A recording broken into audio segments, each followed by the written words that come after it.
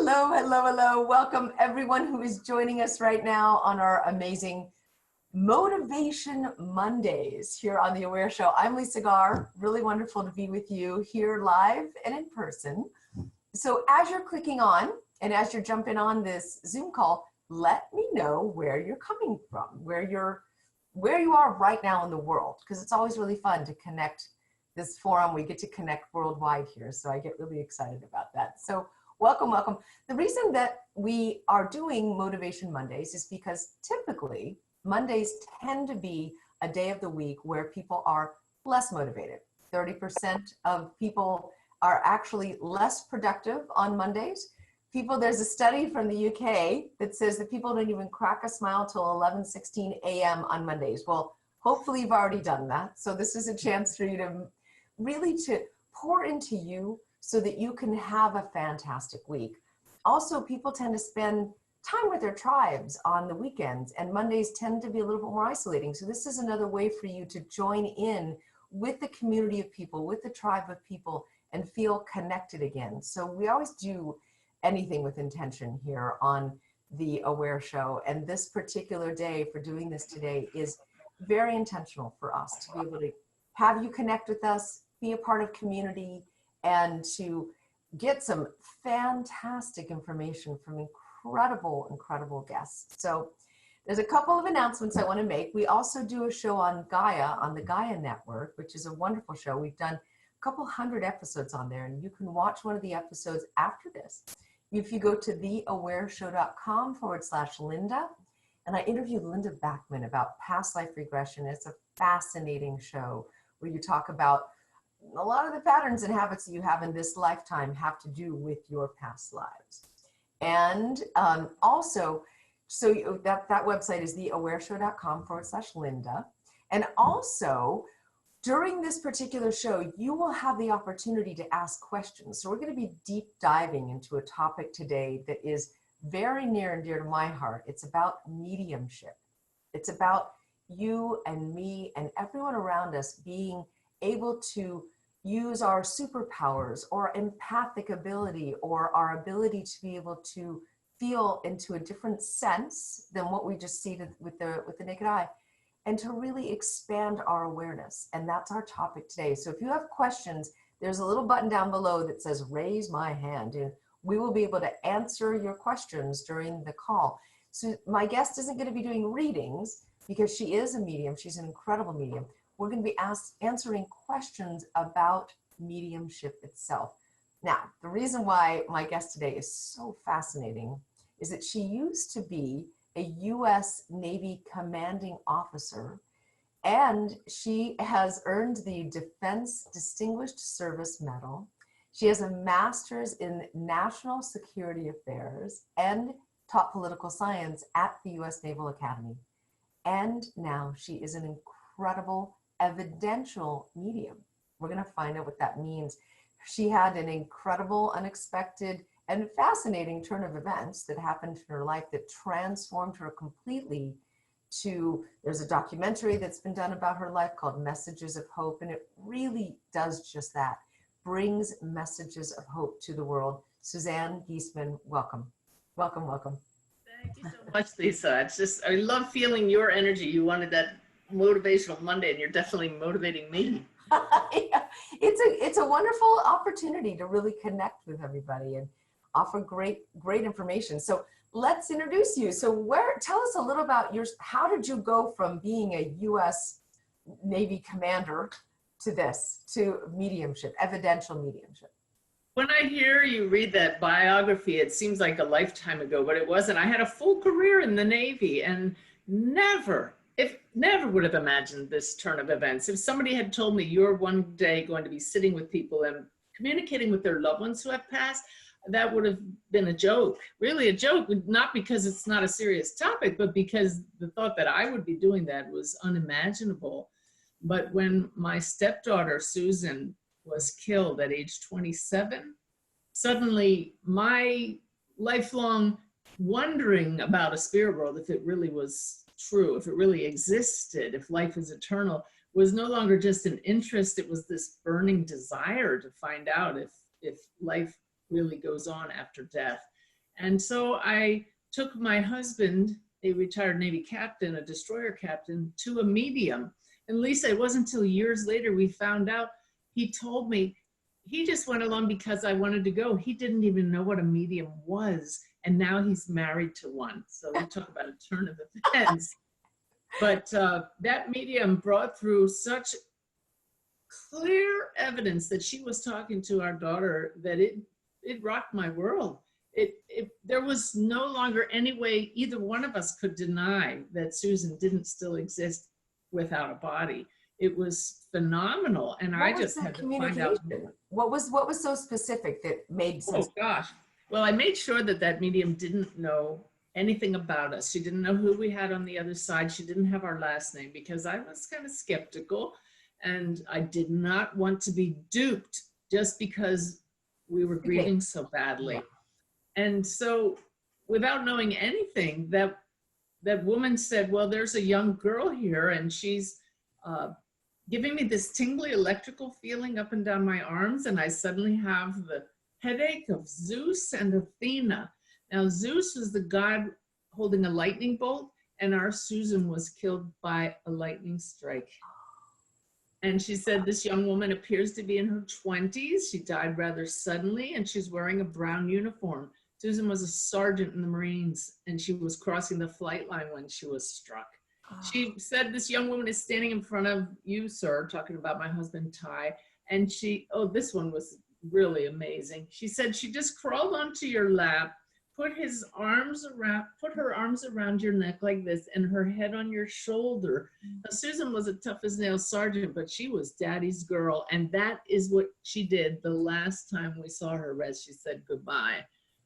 And the real clincher, though, the real clincher was when this medium said, and Susan's bringing with her a little baby boy who she wants to introduce to you, but he's standing back shyly as if he doesn't know you.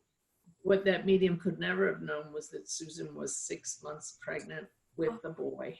So we were both sobbing. It was a dream come true. I mean, if you can't get them back, that is physically impossible. To know that she's still right here with us, is still part of our lives, it changed everything. That's amazing that you took that perspective, that she's still here and she's still in our life. To have to change to then have a relationship with her in the spirit world must have taken a bit to adjust to, huh? It took, for 3 days, I walked around literally in a daze. I was trying to process, you mean this is real? You mean she's really not gone? And then I wanted to learn how to connect with her myself. I had started that the week she passed. I started meditating, even though I had never done that in my life. This was 2006, and at that time, meditation wasn't as commonplace as it is now. And it sounded so strange to my husband to say, I'm gonna go meditate now. But my whole goal was to connect with Susan. And it just opened me up to connecting with everyone's loved ones. That is amazing that you actually wound up connecting with others' loved ones as well. So in the initial communication from Susan, did she ever tell you anything about how or why she passed, or what happens to the spirit, or anything? She didn't, but many spirits have in the meantime. But we were told that she didn't suffer, and that's what most people want to know, and it really is the truth that they don't. And so others that you connected with in your meditations, how did that start to happen? How did that communication come in? It wasn't actually in the meditations that it started. It was a result of having sat diligently every day with that intention. I'm going to connect with the spirit world, thinking just Susan. But because our lives were so transformed by that reading, I decided to write a book about mediumship. I already had several published books. And in so doing, I wrote the biography of a wonderful medium named Janet Nohavec. And she invited me to her class of mediumship so I could watch how she teaches. I was fascinated that if you tell the spirit world the kinds of things you want them to tell you, they will actually do that. I thought, wow, it's almost reliable. Who knew? And I learned so many things that I'm now teaching as a teacher of mediumship. But the thing is, Lisa, Janet called me to the front of her classroom and said, you know, Suzanne, you can do this too. I was just there to write about her. I really was a little bit unbalanced by her doing that, because she put me on the spot in front of everybody in the class. Wow. And said, there's a spirit standing here. What do you sense?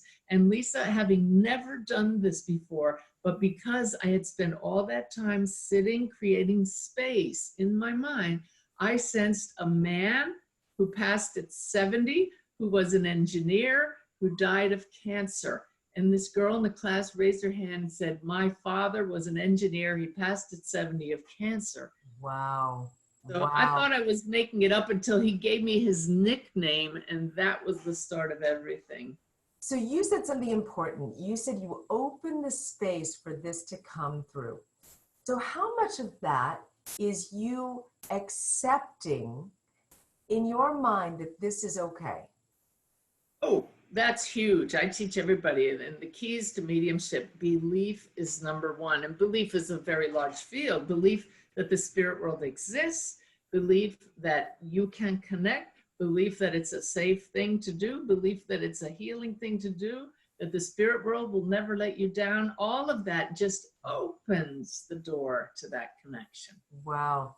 So you really have to have that level of belief. And then when you are in your meditations, and we're going to talk a little bit about this in your course, but in your meditations, what do you do to open yourself to this level of communication? I actually have a little process it has steps to it, but it's not rigid. I call it the Bless Me method. And I actually have videos about this online, and I've written about it, and I teach it in every class. People love it because it keeps our minds from wandering. It keeps you on track, but you can change it every time. Bless Me is an acronym. Very quickly, it stands for breathing slowly. That's the B. L are steps that can change every time to lift your vibration. E is for expanding your energy field. And the S in Bless Me is surrendering your focus on this waking reality. And then the other S is shifting your focus to the greater reality. And then the ME is merging with whoever's here and experiencing whatever happens. So instead of just saying, well, you just do it, this is a little process that you can go through very quickly or very slowly, depending on how blocked you feel. And it just opens you right up, keeps that intention foremost in your mind, and there you go. So you don't think anyone has to have a superpower, or they're born with this, or had a bump on the head? You think everyone can do this? We're all born with this, because our superpower is the power. I call meditation sitting in the power with a capital P. And that's the light that shines in all of us. We're born with that light. It never goes out, even when we no longer have a body. And that's why anybody can do it. It's just a matter of how bright do you shine your light, how much of that power do you allow to flow through you, and where's your focus? So you do this intentionally. It's not like you're in and out all day long of mediumship, right? You have a specific set intention around this, right? That's correct. Although yesterday I spoke to a group of parents with children across the veil, and I've set my intention all along. If I'm at a meeting like that or in a group, I want to be aware of the spirits. And until yesterday, that generally hasn't happened. But yesterday, every parent that walked up to me, boom, there's their kid, there's their kid, there's their kid. It was so magical. I just got home and just sat and gave thanks with evidence for every one of them. It was amazing. What a healing. I mean, what a healing. I can't imagine it. But if I were to, just empathize with these parents, it is an incredible healing to just get that last level of communication and to know that it continues. one parent there to just say, I know you have a son who passed, he's towering over you and blowing smoke rings around your head. That was so significant to her, the whole smoke rings memory and the fact that he was taller than her. She said to me later that just one little thing just changed everything.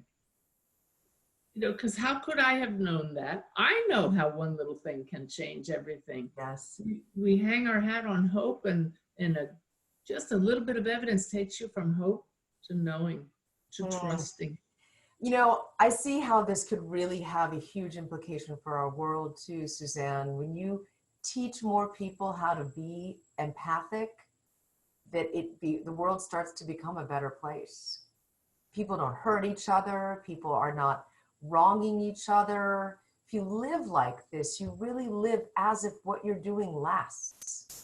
I love that you bring that up, Lisa, because this is so much more, as you know, than just connecting with loved ones. In order to have a clear connection, we have to work on ourselves. And the more you do and the more you sit in the power, you come to understand that this life is so much more than just this physical world. We are these light beings in physical form. So when you can start living from that multidimensional perspective, yes, your perspective about this life changes. So I'm curious, how many people with us right now are interested in this type of mediumship ability? How many, just type in the chat right there. I'm curious if you're just observing this, or if you're actually curious about if you could do this yourself. Maybe you've had some experiences like this. Yeah, so, yeah, Cammie's interested. I am too. I really would love to know, how do I, of course there's a world beyond this. Our world is so intelligent. Why would it just stop with Earth? I mean, that's just my opinion, but really, I mean, our bodies are so intelligent. Why would they just stop with human form and then die? I don't believe that for a second. So yes, people are interested in it. It's wonderful to know that you can teach all of us, the average person, how to do this, especially if you have a lost loved one, a one that's crossed. What did you say that the word you used? That's crossed over, or on the other side of the veil? Across the veil, with so many terms that we use. Yes. Yeah. Yeah. Okay. So I've shared this with you in the past, but I would, tell me if you feel that this is correct. So we have these bodies and we're physical and we're over these physical things, but yet we're really light slowed down according to physics, right? Yes, yes. So then if we really just slow down the frequency enough, in other words, stop breathing, we would move back into that state of light, right? You're already in the state of light. You can experience it right now. We keep breathing because the higher aspects of you know there's still more learning to be done here, or others can benefit from your presence. Okay. So this is the key. The key is learning that you are always the light, and that right now, because your focus is so fixed on this physical world, that's your experience. But all that exists is experience. This is a co-created experience here, this earth experience. But we can just shift our focus and have adventures in consciousness wherever we place our intention. I do think this is the medicine of the future. It's the way of the future. It is our right almost to discover this ability within ourselves. We're going to need it more than ever in our world in 10, 20 years, we need it now. It's just my opinion, but I feel that this is very vital to our existence as humanity. And I know that you feel the same way. Yeah. I do. And the beautiful thing is that people are more and more open to it. It used to be, you'd say the word medium and people would go running. And now there's interest because of television shows with mediums. People know what it's about. Yes. Right now, a lot of it seems to be entertainment, but I like to focus on the healing aspects, of the sacred aspects of showing people that their grief is warranted, but only for the physical loss. But otherwise, our loved ones across the veil want us to know they're still part of the family. Every reading I do, those across the veil tell me things going on in their loved ones' lives right now to show they're still part of the family. They're already, they're in our world, in their world. So you mentioned something called a blended being. What is a blended being? And this is part of what you're going to be teaching in the course. Yes, indeed. A blended being is you as a soul merged with a human body, which has its own consciousness. So it's the body, because the body will run itself even when we're sleeping, but the soul is off playing in the spirit world. So truly, it's the soul and the body merged together, but without the body, the soul is still the soul. So it's a word I use to show us this distinction that allows you to have this awareness. I'm not just the body. I'm not only human. I'm both right now. Okay, so this is the way we all are. That's why we all can be mediums. Yes, Essentially, exactly. we can exercise our mediumship ability. I think we can call it that. Yeah, Yes, I do believe that this is a much more accepted topic than it has been in the past. Have you noticed that? Because you've been doing this for how long? Oh, 10 years practicing and doing readings for people. But, you know, it's still to the point. I remember being in California this past summer and walking down a street with my husband, and we ran into some guy, and I don't know why we started talking, but we started talking about our Navy careers. Oh, I think he must have had a Navy t-shirt on. And he's all into what we're talking about, and we're all serious. And he said, why are you in California? And my husband said, well, she's on a speaking tour. She's a medium. Oh, you should have seen the change. I'm so used to it. We call it using the M word. And, Yeah. but the thing is, he couldn't run away or change it too much because we had just established we'd all been Navy officers, you know, so you could see him shuttling and trying to fit this into his worldview. It was really quite comical. That's awesome. We have a question from a listener here, Kim Adams. I think she's got a question for you. Hi, Kim. Hello. We'll get your unmuted. There we go. There we go. Hi. Hopefully you can hear us, Kim. Can you hear us? I'll work on it. Okay, we're working on the techno. Oh, no. I'm gonna. Me? Yes, I can. Hi. No, I didn't have a question. I just said that I would be interested in doing this. Oh, in learning. Okay. All right, great. So is there a way, Suzanne, that you could help us maybe on this call right now, have an experience of what it means to maybe connect with at least a feeling of connecting with another experience? Yes, but I'm going to just show people how to get a sign from across the veil. We may not get one right now. This is something that I did recently in another call, and it was very successful. People had a lot of fun with it. I did a call with Stephen Dynam from the Shift Network, yes. And people are emailing me now to say, I got my sign, and it's so exciting when this happens. Very cool. So you'd like me to lead people? Let me see. Okay, it would take about 5-10 minutes if that's okay. Sure, that's fantastic. Thank you very much. All right, great. So everybody who's listening, just make sure you're nice and comfortable, no distractions around. So if you were doing the dishes or walking around, please just have a seat.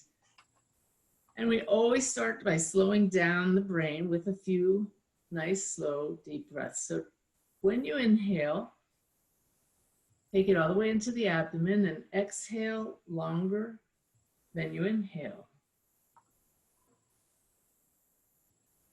And that always feels so good. Now take it another nice slow breath. And just release any tension or stress you're feeling as you exhale. And I'm just briefly leading you through that Bless Me method that I mentioned earlier. So now already you should be starting to relax. And now to lift your vibration, I'd like you to bring to mind someone or something who always brings you joy. It could be a friend, partner, a pet, something you own. What brings your heart joy? Bring that fully to mind. Feel that warmth in your heart area. Turn up that warmth. Spread it throughout your body. Picture a sphere of light around you and fill it with that light from within. You control how bright that is. So just feel the warmth spreading beyond the boundaries of your physical body, filling that sphere of light around you. Those in the spirit world can see that light. Make it as bright as possible so you are seen. And now visualizing the boundaries of that sphere, taking a deep breath, and on the exhale, just a bit forcefully, expand that sphere outward. Do it now. And feel the boundaries now spreading out at the speed of light across the continent, down through the center of the earth, out into the cosmos, and just feel how limitless you are. Now that you've expanded your awareness, be willing to set aside your focus on yourself as a body, simply stating, I surrender. And now knowing that there is a greater reality, trusting that it's so, and that all you need to do to connect with it is shift your focus without opening your eyes. Roll your eyes up as you say shift. That rolling of the eyes triggers just the right brainwaves to help this connection. You can let your eyes naturally come back down, remaining closed, but just that shift of focus, and you can connect with those in the spirit world from this state of awareness. The spirit world is here, it's here now. You have guides in non-physical form who are always with you. We now set the intention of connecting with a guide who would like to make their presence known for us. And so, in order to merge with that guide, we just affirm, here we go. Invite them into your presence, come now, and know that they're even closer than ever now. Take a moment and just see if you sense any tingling, any different sensation in your body, any sense of presence.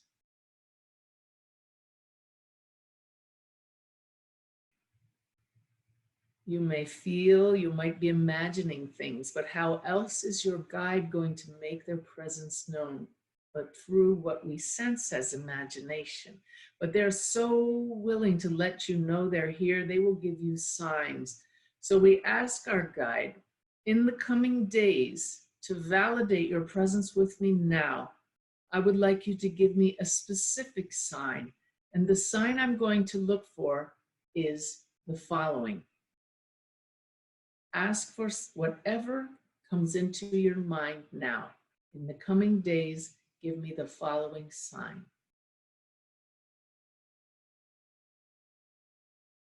Trust that your guide received your request and will comply. Go to your heart now and send a wave of gratitude to all of those in the spirit world who support you, whether or not you're aware of it. Feel the love just spreading outward and know that it's well received. And give yourself gratitude for trying this meditation. Take a nice breath and start to feel the boundaries of your energy field again. Bring it back in, set the intention to come back into full waking consciousness, aware of yourself once again as a soul in a physical body, that blended being who goes by your name. And just wiggle your fingers and toes and open your eyes, and here we are again. Lisa, I think you're muted a bit. There we go. Sorry, I didn't. That was incredible. That was beautiful. Beautiful. And I'd really like to explain how that asking for a sign works, Lisa. That moment when you pause to say, what am I going to ask for? Your guide is actually putting that thought in your mind, knowing you are going to encounter it. So you may think you're asking for something special, but they know that perhaps tomorrow you're going to be going somewhere and see exactly what you asked for, or you're going to open a certain magazine tomorrow and you're going to see what you asked for. It happens over and over and over again, and they just love cooperating with us in that way. Wow. Wow. My goodness. Left you speechless. I hope you did it, Lisa, because you're going to have fun with that one. I don't even know how to explain this. Yeah, this is very interesting. I want you to notice that my phone is ringing right now. And I'm not going to answer it, but it was the person that I asked to call. You're kidding. That's so great. That's called instant manifestation. I'm like, I need to look at the phone, because that's why I just had to take a minute. That was phenomenal. And I asked my dad, who crossed over about 6 months ago. And I felt my dad in his beautiful, gentle spirit of my dad. It wasn't the sick dad that was so sick. It was the dad that was the dad I remember. Just that gentle, beautiful, knowing father. And I asked him for help. And a client just called. Wow. Okay, I cannot speak. Is anybody else speak? Is anybody else?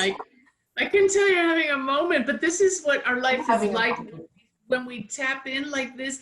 And those moments, I had one the other day that just, left me floored all day. And yet I hope I never lose the awe. I don't want to lose the joy of these moments. As Source has told me directly, don't call me God, call me joy.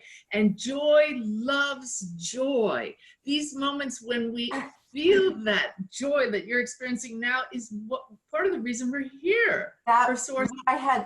What I had envisioned was, whenever I receive the sign, how happy I will be.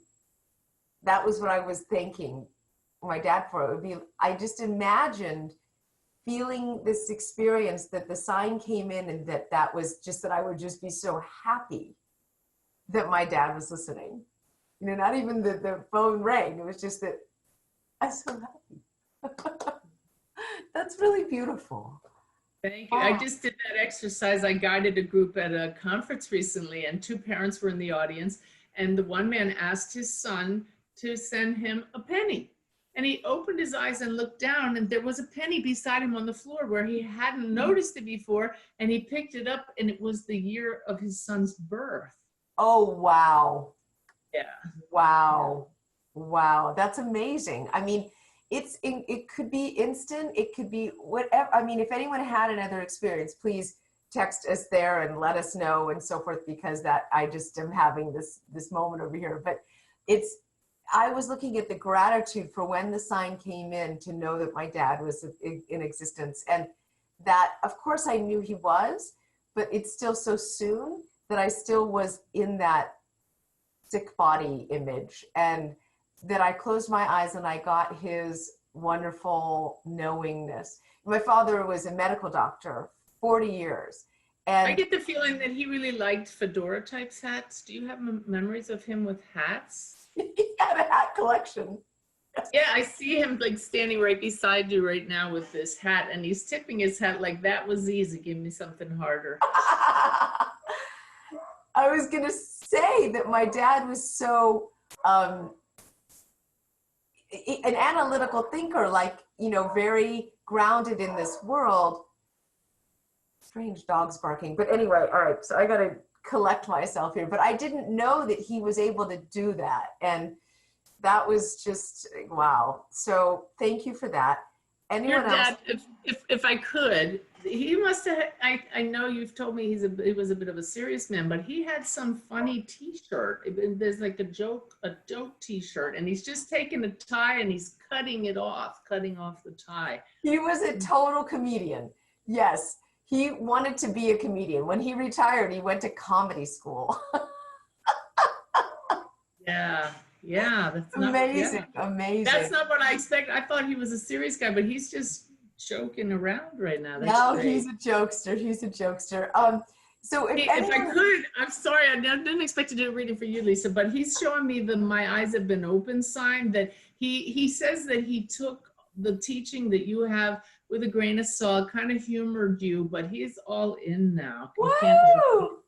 He can't deny it. Oh, God, Suzanne, that is such music to my everything. Because yes, I've been trying to connect him with my guides and have my guides show him the way and how to do this. And that's amazing. Wow. Well, I want to mention that, that Suzanne's teaching a whole course on this, and that there's a call that you can get on that's a free call, and that you can have a longer experience of this. And Suzanne, if you look at the website, which is theawareshow.com/Suzanne, and if you go to that website, there is a full class that you can go take tomorrow for free. It is tomorrow. It's in the next couple of days. It's Wednesday. So take the class starts Wednesday. I can't talk anymore. The class is not exactly free, but it's very reasonable. But No, the webinar is. The webinar is. Where you get to be able to experience it. And the class itself is a 7-week course. And if you could tell us a little bit about the class, that would be awesome. Well, I'm excited about this because it's with the Shift Network, and everything they do is just first class and professional. And they're giving me the chance to take a class that I normally try to fit into 2 days. I've taught thousands of people how to connect, but we get to connect with each other, the participants, for 7 weeks in a row. And if you can't make one of the classes, you get the full video and a transcript. There are exercises every class. You get to work with each of the participants. We have our own private Facebook group that I'm going to be chatting on throughout the week, so that there's interaction with me, with the fellow participants for 7 weeks. So that's immersion. It's not just like, well, I'm going to go dabble in this for a couple of days. No, I'm going to really see how much I can open this up, which is really exciting. It is so possible for all of us. You know, my friend here is saying she has monkey mind most of the time and tries to meditate, but that was short enough so that she could focus. That's an interesting point. What do you think monkey mind is? I mean, maybe it's the communication you need. It's what our brain is trained to do. It's trained to think and to process, and all this input's coming in. It's not an enemy. It's just what we're used to because our focus is out here. So that's why some kind of a contemplative practice is critical for mediumship. We need to learn to focus. And the reason why is once you start doing a reading for someone else or connecting with your loved ones, you need to be able to shut out all the distractions. Where we are now, I'm in a campground actually for about a month while we're building a house. And I've been doing readings at 9 in the morning by Zoom. I need to change the time, Lisa, because at 9:20 every day, the leaf blower comes by right outside the window. But because this is training you can do, it just doesn't disturb anything. I just talk a little louder to my client and the spirit just continues chatting. So it's that monkey mind just is a discipline to set it aside. Awesome. Awesome. Now, I know people say, well, you were this Navy commander and you're used to discipline, but really it's the commitment to a calling greater than what we're used to. Yes. So it is, so the website, theawareshow.com/Suzanne, SUZANNE, it will take you to the hour-long, the free video event. And that you'll be able to do this exercise again with Suzanne. You'll be able to do it in a little bit longer. You'll be able to experience the whole thing. So go to the website, you just sign up for that free webinar, and then you'll be able to watch that and go through this exercise with Suzanne and Stephen Dinan from the Shift Network. And then if you are interested, you can take the entire 7-week course, which is learning how to do this, learning how to be and become a medium. And you are already, essentially, but it is the entire course that will unlock your powers of mediumship, which is, I think is wonderful. And what I love, Lisa, is because I know this from personal experience, we don't know what we're capable in this connection until we try it. So for me as a teacher, one of the best parts is seeing my students so excited when they say, look what I got, look what I did. Like, you did it today. You know, you're just the perfect example of that. It's great. That was incredible. That's the first time my dad has come through that strong, and that you validated. That was so beautiful. That was the first time that he's actually, and then after I asked for that, I just said, you know what, just send the sign to my mom because she really needs it. You know, she really needs that. And then that phone rang, and it was amazing. It's an amazing ability that we all have. And that's the main message here, is Suzanne is saying, we all have that ability to unlock our power to connect with other realms. It's not mystical or for those that are gifted. It's everyone's right. And I feel that it is a need of its necessity. And where we're heading, it's a need for necessity. But you know what, Lisa, there's this other aspect that most people don't think about that I really stress in the class, that we are serving those in the spirit world as well. It's really great to be able to connect from this side, but imagine you're in the spirit world and your family is grieving and they don't know if their loved one hears them. To be their voice for just a little while is so sacred. It's so special to be able to say anything they didn't get to say. And so many people say, well, like, I didn't get to say goodbye to my father. And dad comes through and says, you didn't need to, I'm still right here. Aww. Or they know what's going on in the family. It's just wonderful to be their voice. It is also, right, for them to have a way to come in is also incredible for other people too. And that you can even teach that. Now, what's the difference between mediumship and evidential? Is there a distinction there? There is. If I had gone to that medium at first and I said, I want to hear from my daughter who passed, many mediums who don't know that we can ask for evidence and get it, they see the spirit. If a woman had seen my daughter and said, well, your daughter's here and she's just beautiful and she loves you so much and she's fine, that would have all been accurate. But I would have left still thinking, maybe she was making that up. I'm not convinced. So an evidential medium knows that if you ask the spirit world to tell you things you couldn't possibly know, like your dad has a hat collection, he's showing me hats, you know, or he's joking around with his funny shirt and all that kind of fact that I couldn't know is evidence. So I teach in the class the kinds of evidence the spirit world will give you. And people, when they hear it, they say, you mean I could get that from someone? And we're just surprised because we never think it could be that specific.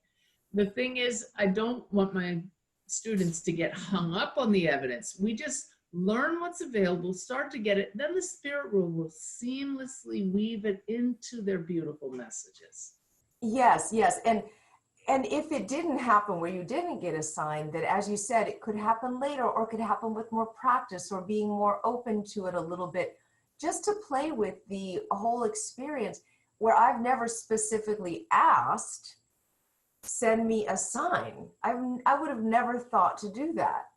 A specific sign. I remember one day I asked my guide for some guidance, got some great guidance, and I know it's my guide, but we love to play this game.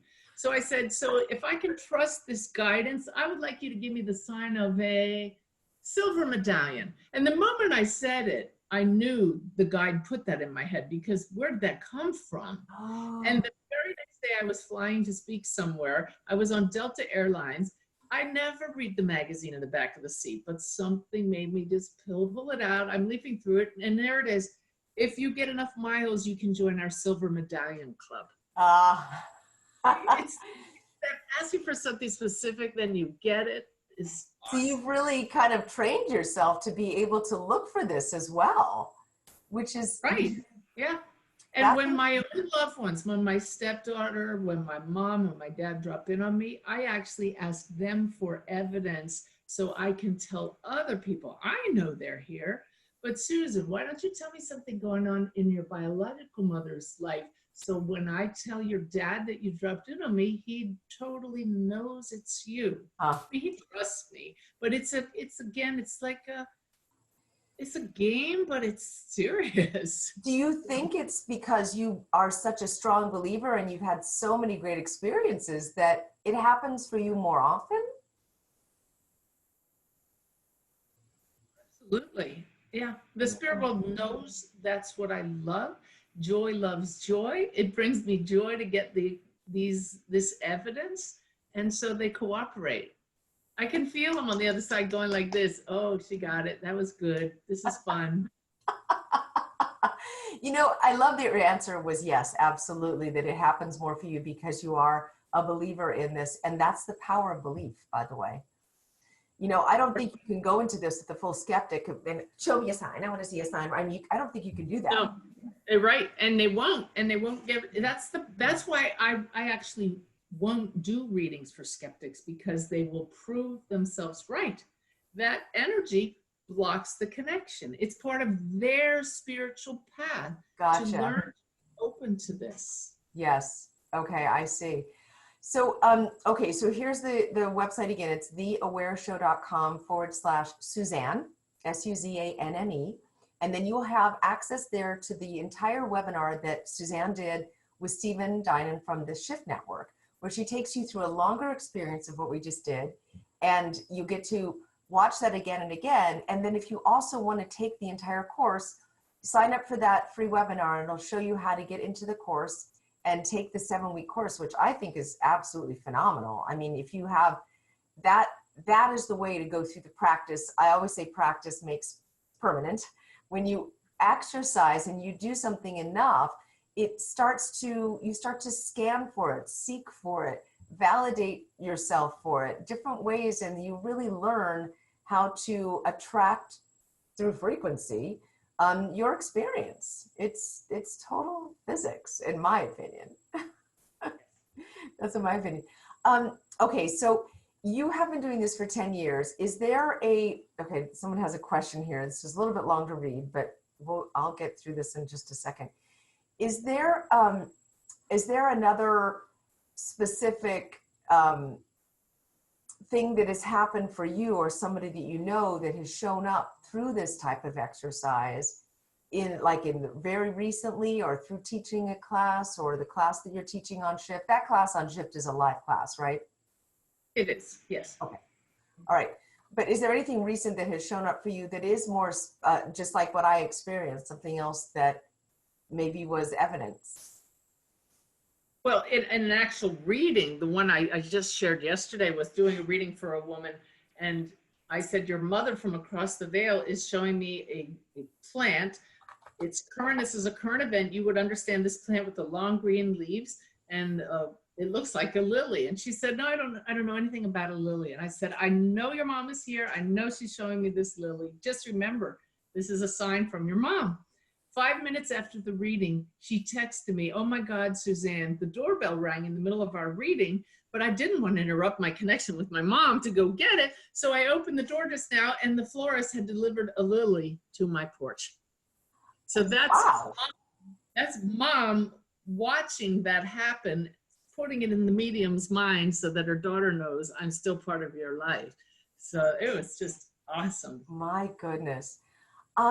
Someone who's asking here, Cami, and I'm not sure, Cami, do you want to come on with us, and you can share your experience so I don't have to recreate it? Sure. Okay. Just raise your hand there right below and you can share your experience. If you get a chance there's a little hand below. And okay, great. Hi, Cami. Hi. Hi. How are you? Great. Thank you so much. Yeah, sure. What was your experience? Well, I was having a knee surgery. It was supposed to be a pretty simple surgery, and I had some complications when I was coming out of the anesthesia. I guess I was having some issues breathing, and I passed out. And when I passed out, I ended up just kind of going into, it was almost like space. There was no floor, no ceiling, no walls. It was dark, but it wasn't scary. And it was almost like I knew what was happening for some reason. And I suddenly saw, and it was weird, I just knew that it was my son's aura. And then once he got close enough, I could see the outline of his body. It was kind of shimmering like around the outline of his body. And we just kind of moved close to each other and then started to hug. And he said, I love you, Mommy, and I'll always be there for you. I'm here to protect you, but you can't stay. You have to go back. And I was going to start to talk to him, but before I could even get the words out, it felt like somebody had pulled me from the back of my shirt, just ripped me really, really hard. And I was back in the OR and people were sticking tubes in me and telling me to breathe. And I just immediately started crying because it was like I just wanted to go back to where I was. Yeah. I was almost angry. I was like, what happened? Why did you wake me up? Or I wasn't done.